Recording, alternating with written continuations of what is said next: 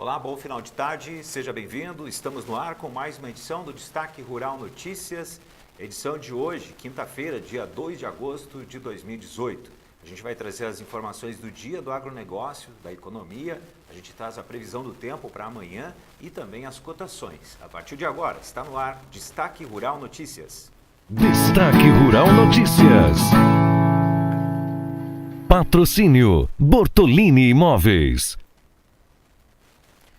O Índice de Preços de Alimentos da Organização das Nações Unidas para a Agricultura e Alimentação, a FAO, alcançou média de 168,8 pontos em julho de 2018, uma queda de 6,5 pontos ou 3,7% em relação a junho e de 10,3 pontos ou 3,7% em relação ao mesmo mês do ano passado.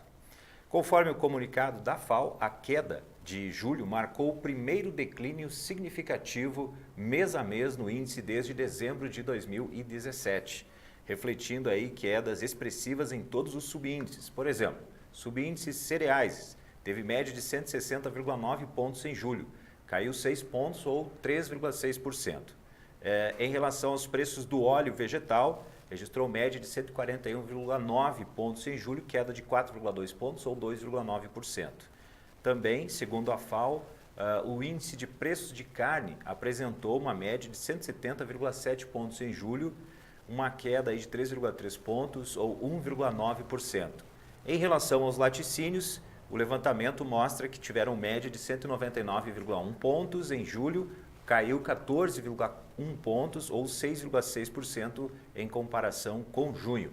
E, finalmente, o açúcar. A FAO calcula ainda que o subíndice de preço do açúcar ficou em média em 166,7 pontos em julho, queda de 10,7 pontos ou 6% em relação ao mês anterior e quase 20% abaixo do nível do mesmo período do ano passado, 2017. Olha, com o objetivo de fomentar a adoção de práticas mais sustentáveis na pecuária, a Embrapa, que é a empresa brasileira de pesquisa agropecuária, e também a Marfrig Global Foods estão estabelecendo uma aliança estratégica para fortalecer a agregação de valor à carne bovina brasileira. A parceria envolve conceitos produtivos carne e carbono neutro, que é o CCN, e também carne de baixo carbono, que é o CBC, desenvolvidos pela Embrapa para a certificação de carnes produzidas em sistemas que neutralizam ou então reduzem a emissão de metano emitido pelos animais. Essa iniciativa fortalece tanto o mercado interno como também a exportação de carnes, principalmente para mercados mais exigentes, inclusive diferenciando o produto brasileiro em negociações de barreiras não tarifárias relacionadas às questões de sustentabilidade. E ainda falando sobre a empresa brasileira de pesquisa agropecuária, Embrapa, o Conselho de Administração iniciou o processo seletivo para escolher o novo presidente que vai substituir Maurício Lopes. Ele vai deixar o comando da estatal no mês de outubro. A resolução com as regras do processo seletivo, inclusive, foi publicado ontem no boletim interno da Embrapa e prevê que as inscrições ao cargo vão ser feitas em até 20 dias após a publicação do extrato do documento no Diário Oficial da União. O Sistema Farsul e a Fundação ProSementes divulgaram na última terça-feira, dia 31 de julho, o resultado do estudo do desempenho de cultivares de soja indicados para o Rio Grande do Sul na safra 2017-2018. O levantamento analisa o rendimento e as características agronômicas de cultivares de soja indicados pelo zoneamento agrícola nas diferentes regiões do estado. A pesquisa se transforma assim em um instrumento que produtores rurais, assessorias técnicas possam ter aí como análise para cada cultivar, responde a diferenças de cada local, auxiliando na compra de sementes. A escolha correta pode garantir um maior rendimento ao produtor, com diferenças em ganhos que podem chegar a R$ 1.920 por hectare. Foram analisadas 43 cultivares que são indicadas pelo zoneamento agrícola do MAPA em 3 micro-regiões representadas por 8 municípios. As análises incluíram cultivares do ciclo precoce, médio e tardio e consideraram 2 épocas de plantio. E também temos agora dados que mostram como é que estão as exportações mundiais de café, que alcançaram 10,45 milhões de sacas no mês de junho, Esse dado significa um aumento de 2,6% em relação ao mesmo período do ano de 2017. O informe é do Boletim da Organização Internacional do Café, a OIC. Segundo a organização, os embarques da variedade arábica atingiram 6,51 milhões de sacas, ou um recuo de 0,4%. Por outro lado, de acordo com a OIC, o volume exportado do tipo robusta chegou a 3,95 milhões de sacas, ou uma alta de 7,95%. As exportações brasileiras de carne de frango, considerando todos os produtos in natura e também processados, alcançaram 463,1 mil toneladas no mês de julho. Esse dado é da Associação Brasileira da Proteína Animal, a BPA. Ele é 20,6% superior às 384 mil toneladas exportadas no 7º mês do ano passado. E também é considerado o maior fluxo mensal de embarques já registrado na história do setor. O salto nas exportações geraram uma receita de 711,6 milhões de dólares, um desempenho 15,7% acima do alcançado em julho do ano passado, com 614 milhões e 800 mil dólares. Vamos agora ao comentário de José Luiz Tejon Megido.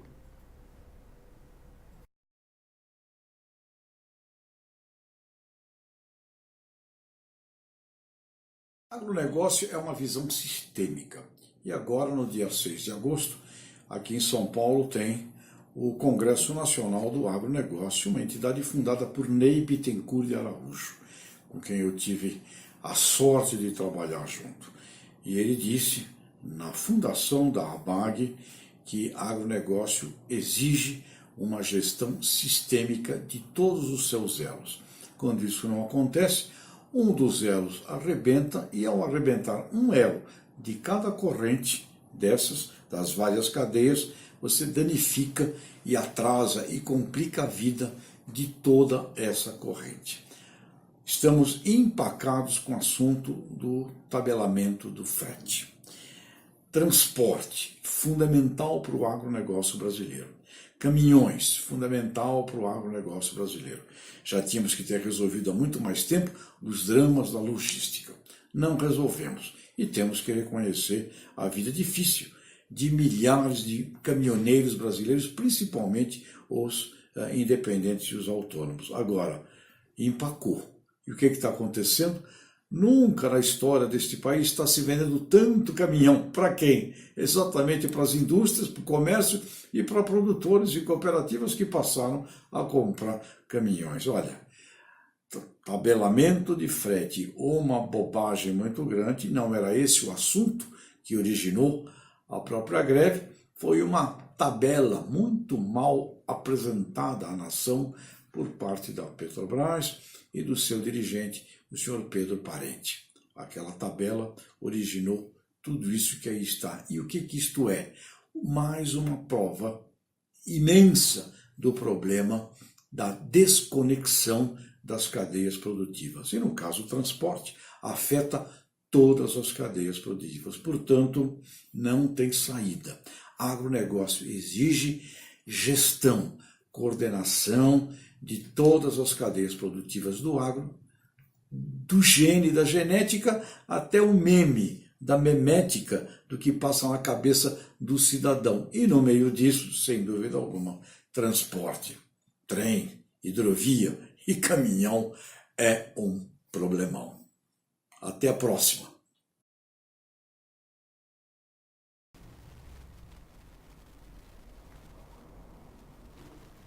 Quer diversificar os seus investimentos com segurança e rentabilidade? Saiba mais sobre o mercado imobiliário com uma das maiores empresas do segmento no estado do Rio Grande do Sul.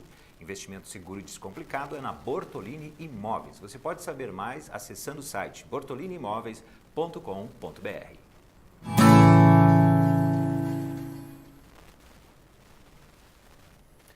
Vamos então agora a dados que foram divulgados hoje na área da economia. Dados importantes como, por exemplo, divulgado hoje pelo IBGE, que é o Instituto Brasileiro de Geografia e Estatística, a produção industrial brasileira. Os dados mostram um crescimento de 13,1% de maio para junho deste ano. E com esse resultado, então, a indústria nacional recuperou a queda do mês de maio de 11%, que foi em meio ali à greve, à paralisação dos caminhoneiros na segunda quinzena, né, do mês de maio, ali para o final do mês. Esse crescimento foi de 13,1%, ele foi o maior registrado desde o início da série histórica da pesquisa em 2002. Também, segundo o IBGE, foram observadas altas na comparação com junho do ano passado, alta de 3,5%. No acumulado do ano tem alta também de 2,3% e no acumulado de 12 meses tem alta de 3,2%.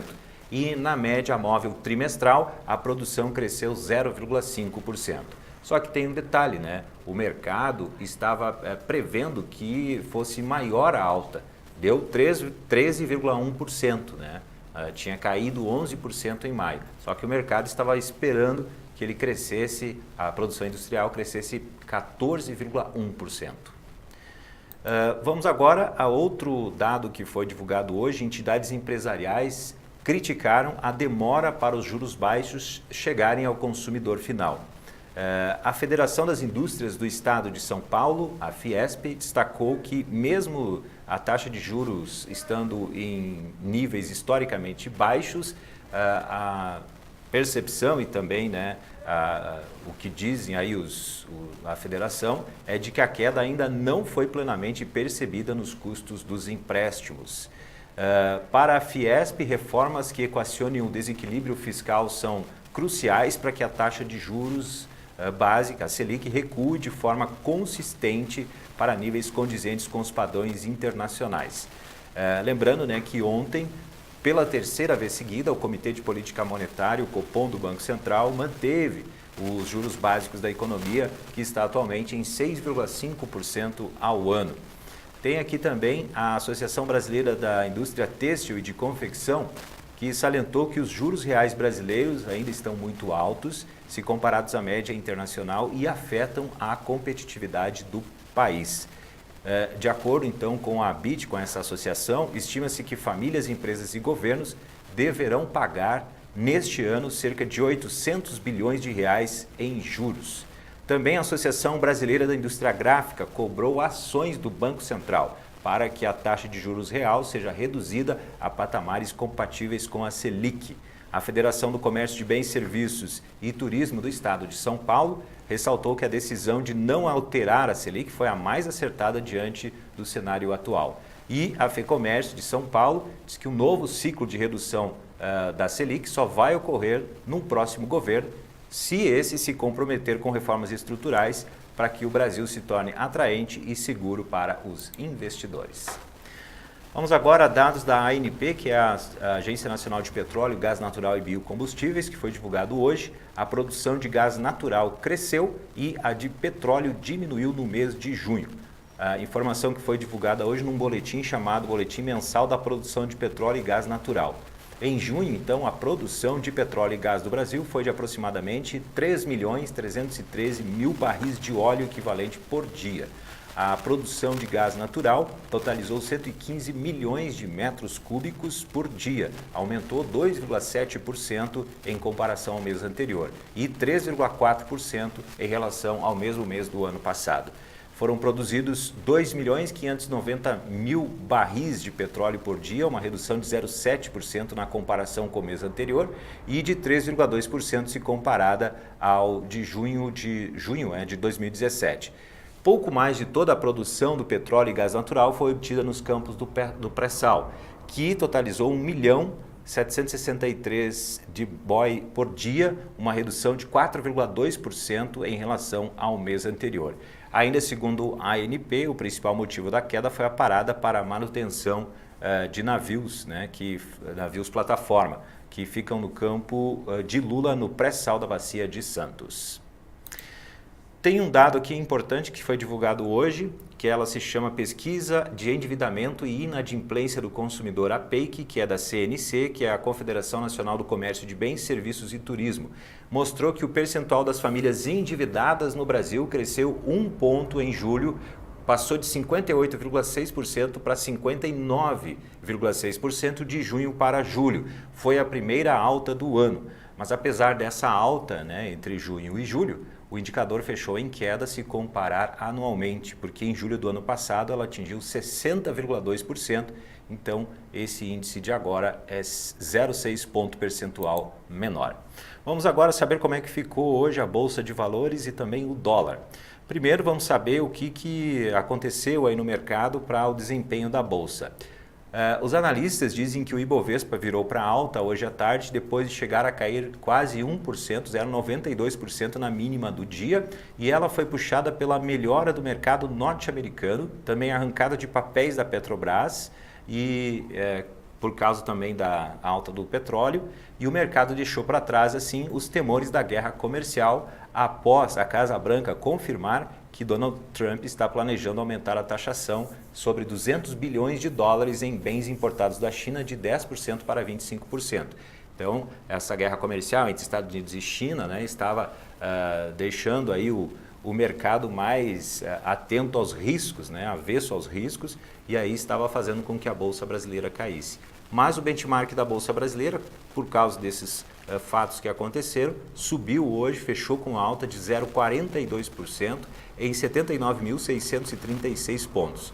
O dólar comercial encerrou o dia em queda de 0,06%, cotado a R$ 3,7566 na venda, e também foi aí refletindo, né, o cenário melhor em Wall Street, segundo dizem os analistas, com o desempenho do índice Bovespa nesta quinta-feira, 2 de agosto.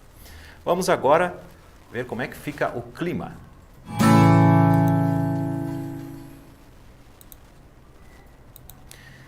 A gente começa então com a previsão do tempo para amanhã, sexta-feira, dia 3 de agosto, na região sul. A gente vê no mapa aqui, né, que tem partes do Rio Grande do Sul aqui que tem sol, tempo bom, e também chuva, especialmente mais para a região norte. Aí os estados ali de Santa Catarina e Paraná, tempo instável. A previsão diz: instabilidades avançam para o sul, provocando chuva no Paraná, em Santa Catarina e no norte do Rio Grande do Sul. Há risco para temporais no norte do Paraná. Faz frio, dia de sol e temperaturas em elevação nas demais áreas. Agora a previsão do tempo na região centro-oeste para amanhã, sexta-feira, dia 3. A gente vê no mapa que tem ali uma previsão na parte bem sul ali, né, da região, que tem instabilidade. Então, a previsão diz: instabilidades deixa um tempo chuvoso no sul de Mato Grosso do Sul, com risco de chuva e ventos fortes. O centro-oeste e o nordeste de Mato Grosso do Sul tem sol com nuvens e pancadas de chuva. Dia de sol e tempo seco nas demais áreas do centro-oeste do Brasil.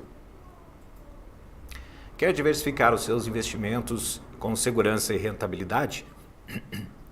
Você pode saber mais sobre o mercado imobiliário com uma das maiores empresas do segmento no estado. Investimento seguro e descomplicado é na Bortolini Imóveis. Acesse bortoliniimóveis.com.br.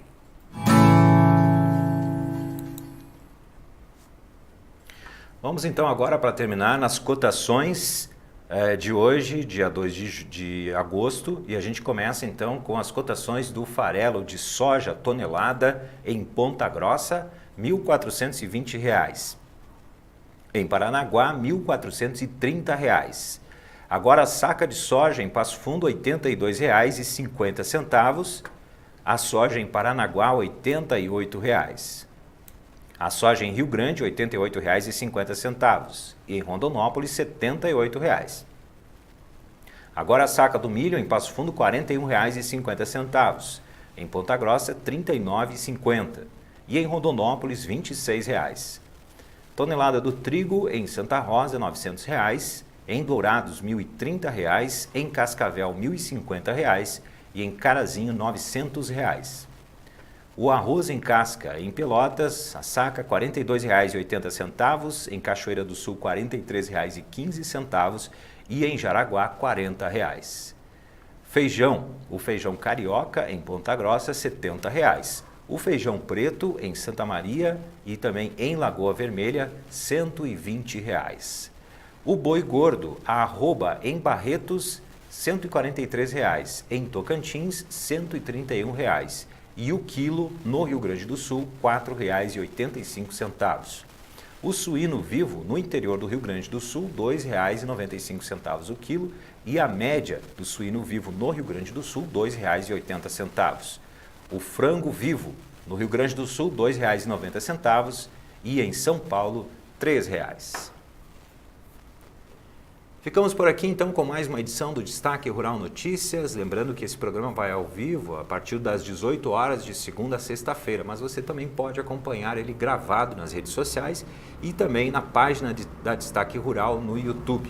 Você pode também acessar o site destaquerural.com.br para obter sempre informações sobre o agronegócio. E se você quiser participar do programa, mandando aí sugestões, perguntas, mensagens, pode não só nas redes sociais mandar suas mensagens, mas também para o WhatsApp.